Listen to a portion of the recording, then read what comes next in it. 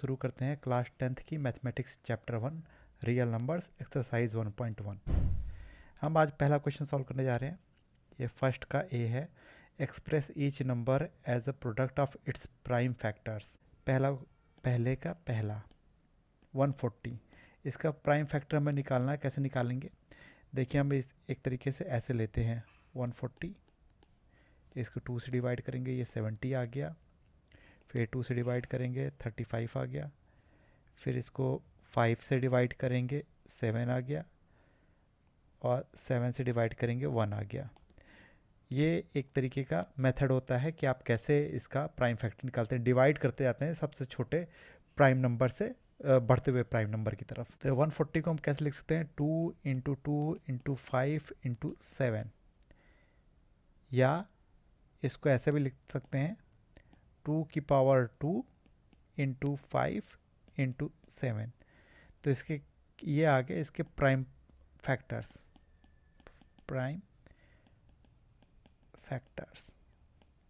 Second question, इसका second वाला 156। मैंने आपको तरीका बता दिया है कैसे करने हैं। इसको करेंगे सॉल्व, इधर लिख देंगे 156।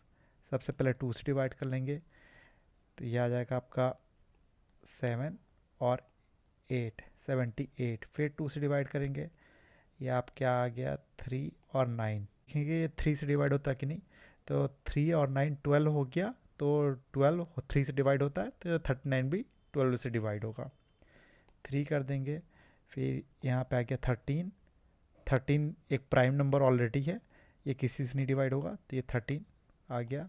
तो हमारा इसका प्राइम फैक्टर क्या हो गया, 2 इंटू 2 इंटू 3 इंटू 13, या हम इसको 2 की पावर 2 इंटू 3 इंटू 13, ये आ गया प्राइम फैक्टर्स। बाकी मैं 3 क्वेश्चन आपके लिए खुद छोड़ रखता हूँ, ये तीनों आपके होमवर्क हो जाएंगे। अगर इसमें आपको किसी में भी डाउट आता है तो आप मुझसे कमेंट करके पूछ सकते हैं, मैं उसका भी एक्सप्लेनेशन आपको बता दूंगा। सेकंड क्वेश्चन क्या कहता है, find the LCM HCF of the following pairs of integers and verify that LCM into HCF is equal to product of the two numbers. ठीक है, हम इसको, हाँ ये कह रहा है हमसे कि एलसीएम इंटू एचसीएफ, जो भी दो नंबर हैं ए इंटू जो सेकंड नंबर है उसका मल्टीप्लिकेशन और एलसीएम एचसीएफ का मल्टीप्लिकेशन दोनों इक्वल होते हैं। चलिए हम इसको एग्जांपल के तौर पे यहाँ पे क्वेश्चन सॉल्व करके देखते हैं। पहला क्वेश्चन क्या है, ये जो पहला क्वेश्चन है 26 और एंड 91। तो पहले हम इसका एलसीएम निकालेंगे। एलसीएम कैसे निकालेंगे, पहले यहाँ पे आप 26 लिख लीजिए, 91 लिख लीजिए। इन दोनों का हम फैक्टराइजेशन करते हैं। पहले 2 से फैक्टराइजेशन करते हैं, यहाँ पे 13 आ गया, यहाँ पे 91 आ गया। फिर 13 से इसका फैक्टराइजेशन होगा, फिर यहाँ पे 1 आ गया, यहाँ पे 7 आ गया। फिर यहाँ पे 7 से फैक्टराइजेशन करेंगे, यहाँ पे 1 एंड 1। ठीक है, तो इसका जो एलसीएम है वो आ गया, इन दोनों का एलसीएम आ गया 2 इंटू 13 इंटू 7। ये एलसीएम इसका हो गया 182। ठीक, ये एलसीएम आ गया। और एचसीएफ क्या आएगा, एचसीएफ कैसे आएगा, जो दोनों में कॉमन हो। दोनों में सिर्फ 13 कॉमन है। अगर हम इसका फैक्टराइजेशन करें 26 का और 91 का फैक्टराइजेशन करें, 26 का फैक्टराइजेशन क्या हो गया 2 इंटू 13, और 91 का फैक्टराइजेशन क्या हो गया 7 इंटू 13। तो इन दोनों में कॉमन क्या है 13। एचसीएफ इसलिए क्या हो गया 13। अब आप देखो यहाँ पे यहाँ पे हमको क्या प्रूफ करना है, H C F into L C M is equal to A into B. यहाँ पे एच सी एफ क्या है, एच सी एफ है हमारा 13, एल सी एम है हमारा 182, और यहाँ पे दोनों वैल्यूज़ क्या है, 26 और 91। अब अगर आप ये मल्टीप्लाई करोगे, फैक्टराइजेशन में हम चेक कर दें, अगर कन्वर्ट कर दें, तो यहाँ पे हमने ऑलरेडी दे रखा है कि ये 2 × 13 × 7, इसको हमने ये यहाँ से देख चेंज किया है, और 26 को चेंज कर दें, इसको हम ऐसे लिख सकते हैं 2 × 13 × 7 × 91 को हम लोग ये लिख सकते हैं। तो अब यहाँ पे आप देखो, एक 2 यहाँ पर है, एक 2 यहाँ पे है, 2 बार 13 आ गया, 1 2 यहाँ पर भी 2 बार 13 आ गया, एक बार 7 यहाँ पे आ गया, एक बार 7 यहाँ पे आ गया। तो हमें क्या मिल गया कि लेफ्ट हैंड साइड क्या है, इक्वल है राइट हैंड साइड के। ठीक, तो यहाँ से ये प्रूफ हो गया कि HCF into LCM is equal to A into B। Similarly हम चाहे तो सेकेंड वाला क्वेश्चन कर सकते हैं और थर्ड वाला क्वेश्चन ये भी कर सकते हैं, ये भी कर सकते हैं। ये आपके लिए होमवर्क है, अगर आपको इसमें किसी में डाउट हो तो आप मुझे कमेंट कर सकते हो। आइए थर्ड वाले क्वेश्चन की तरफ चलते हैं। Find the LCM and HCF of the following integers by applying the prime factorisation method. ठीक है, LCM और HCF फाइंड करना है, LCM एंड HCF फाइंड करना है प्राइम फैक्टराइजेशन मेथड। A है क्या, 12, 15 और 21। तो 12 को हम लिख सकते हैं 2 × 2 × 3। ठीक है, 15 को हम लोग क्या लिख सकते हैं 3 × 5, और 21 को क्या लिख सकते हैं 3 × 7। अब तीनों में क्या कॉमन हो गया, ये 3 कॉमन हो गया, तो ये हमारा HCF क्या आ जाएगा 3, और LCM क्या आ गया 3 कॉमन हो गया, एक बार 3 लिख लिया।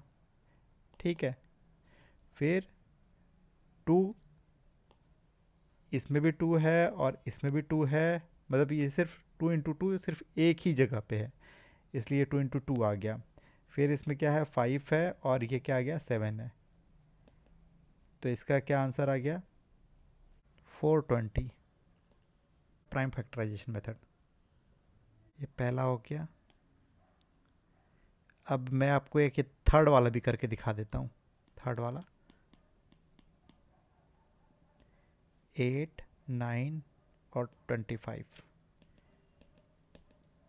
8 को हम लिख सकते हैं 2 × 2 × 2, 9 को लिख सकते हैं 3 × 3, और 25 को 5 × 5। अब आप ये देखोगे तीनों में कोई भी चीज़ कॉमन नहीं है, तो इसका HCF क्या आ जाएगा, हाईएस्ट कॉमन फैक्टर क्या आ गया सिर्फ 1। जब कोई चीज़ कॉमन नहीं होती तो 1 तीनों में कॉमन है। और LCM क्या हो जाएगा, ये आ गया 2⁻3, 3 बार है यहाँ पे 2, फिर उसके बाद 3⁻2 × 5⁻2।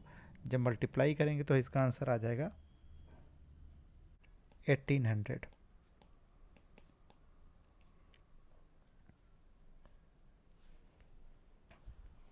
फिर आइए नेक्स्ट क्वेश्चन की तरफ बढ़ते हैं। दे रखा है कि HCF ऑफ 2 नंबर्स, ये जो चौथा क्वेश्चन है ये वाला, HCF ऑफ 2 नंबर्स 306 और 657 equal to 9।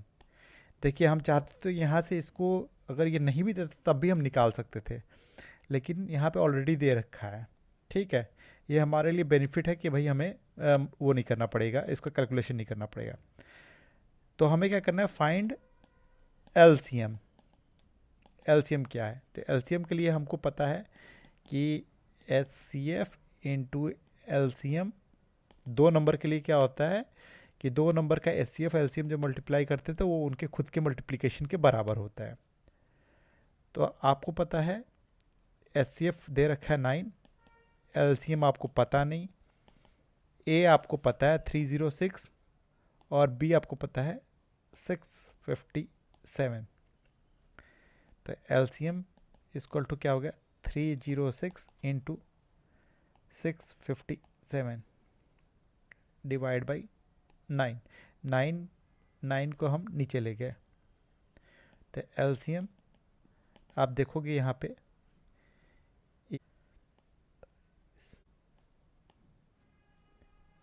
34 into 657 equal to 22338। ये हो गया इसका आंसर 22,338। ये चौथा भी हो गया। अब आइए हम बढ़ते हैं अपने पांचों क्वेश्चन की तरफ। Check whether 6 to the power n can end with the digit 0 for any natural number of n। पांचवें में 6 की पावर n, 6 को हम क्या लिख सकते हैं, 2 इंटू 3 लिख सकते हैं, 2 इंटू 3 की पावर n। या एक्चुअल में अब इसको अगर हम अलग अलग करें तो 2 की पावर n, 3 की पावर n। अब इसमें लिखा है कि डिजिट जो होना चाहिए वो लास्ट में 0 होना चाहिए। जैसे लास्ट में 10 हो सकता है, 100 हो सकता है, या 120 हो सकता है, समथिंग ऐसा कोई इसमें बन सकता है कि नहीं बन सकता। लेकिन आप इस सब में देखोगे कि अगर लास्ट में 0 होने के लिए ये डिवाइड होना चाहिए 5 से। 5 एक इसका प्राइम फैक्टर होना चाहिए। तो प्राइम फैक्टर इसमें आप देखोगे इसमें प्राइम फैक्टर सिर्फ 2 ही हैं, 2 और 3। इसमें 5 नहीं है। तो ये 6 की पावर n, अगर आप इसमें n की वैल्यू 1 रखो, 2 रखो, 3 रखो या 4 रखो, कुछ भी रखो, ये इसके लास्ट में last digit can never be zero, can never be zero. क्यों? मैंने अभी आपको बताया कि इसमें लास्ट में मतलब इसका प्राइम फैक्टर में प्राइम फैक्टर इसका 5 नहीं है, 5 नहीं है। आइए अगले छठा क्वेश्चन देखते हैं। 7 इंटू 11 इंटू 13 प्लस 13 एंड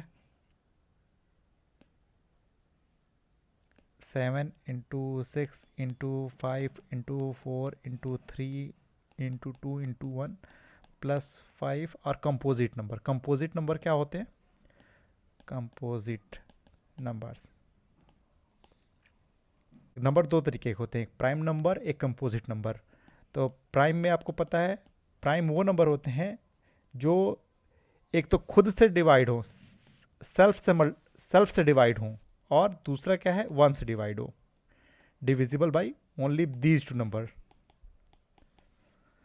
लेकिन कंपोजिट नंबर क्या होते हैं, जो सेल्फ और 1 से तो डिवाइड हो ही, लेकिन उसके अलावा कोई एटलीस्ट 1 ऐसा नंबर हो जिससे वो और डिवाइड हो सके। मतलब 2 से ज़्यादा, वो 3 भी हो सकता है, 4 भी हो सकता है, 5 भी हो सकता है, किसी से भी डिवाइड हो सकता है। मतलब अपने या एक से डिवाइड होने के अलावा किसी और तीसरे नंबर से भी डिवाइड हो जाए, उसको हम कंपोजिट नंबर बोलते हैं। अब इसमें आप देखो, जैसे ये पहला एग्जांपल देखें, 7 इंटू 11 इंटू 13 प्लस 13। इसको अगर हम एक तो अब इसमें ये देखो, एक तो 1 से डिवाइड होगा ही होगा, तो 1 से डिवाइड होगा, एक ये पूरे नंबर से डिवाइड होगा, एक ये सेल्फ से भी हो जाएगा, और तीसरा नंबर हमें ढूंढना है। तीसरा हम देखें यहाँ पे, ये इन दोनों में 13 कॉमन है, तो ये 13 से भी डिवाइड हो सकता है। तो ये हमारा एक 13, मतलब हम इसमें टोटल 3 नंबर्स आ गए जो इसको डिवाइड कर सकते हैं, इसलिए ये कंपोजिट नंबर है। इसी तरह इसका जो सेकंड एग्जांपल है, 7 into 6 into 5 into 4 into 3 into 2 into 1 plus 5। इसमें भी आप देखो, इसमें 5 2 बार है, तो हम इसको 5 से भी एक डिवाइड कर सकते हैं। 5 से काटेंगे तो यहाँ पे 1 आ गया, यहाँ पे 1 आ गया, ठीक। तो ये भी 5 से डिविजिबल है, तो इसमें 3 नंबर आ गया, एक 1 आ गया, एक सेल्फ ये खुद हो गया, और प्लस 5 हो गया, तो ये भी कंपोजिट नंबर आ गया। आइए हम चलते हैं सेवेंथ क्वेश्चन की तरफ। सेवेंथ क्वेश्चन क्या कह रहा है? सेवेंथ क्वेश्चन क्या कह रहा है? There is a circular path around a sports field, around sport field. ठीक, ये जैसे एक सर्कुलर पाथ हो गया। Sonia takes 18 minute to drive one round. ये सोनिया है, ये एक चक्कर लगाने में कितना मिनट लेती है? 18 मिनट। रवि कितना ले रहा है? ये ले रहा है 12 minute. For the same, suppose they both start, अगर दोनों सेम टाइम पर स्टार्ट किए हैं, सेम पॉइंट से स्टार्ट किए हैं, तो same direction, how many minutes will they meet again at the starting point? कितने मिनट के बाद वो दोनों सेम पॉइंट पे फिर से मिलेंगे? तो एक 18 मिनट हो गया, एक 12। इसका हमें एलसीएम लेना पड़ेगा। इसको हम लिख सकते हैं 3 इंटू 2। इसको लिख सकते हैं 3 इंटू 2 इंटू 2। तो एक तो ये कॉमन हो गया, एक ये कॉमन हो गया, तो एक 3 इंटू 2 इंटू 3 इंटू 2। ये एक 3 आ गया, एक 2 आ गया, एक फिर 3 आ गया, एक 2 आ गया। तो टोटल हमारा कितना आ गया? 36 मिनट। मतलब सोनिया एंड जो रवि है, ये दोनों आपस में 36 मिनट के बाद, जब ये सेकेंड राउंड पे पहुंचेगी, तब तक रवि का थर्ड राउंड हो चुका रहेगा। 36 मिनट के बाद दोनों मिलेंगे। अगर ये पूरे चैप्टर में आपको कहीं भी कोई दिक्कत आई हो तो मुझे कमेंट करके बता सकते हैं, मैं उसको भी एक्सप्लेन करूँगा। Thank you.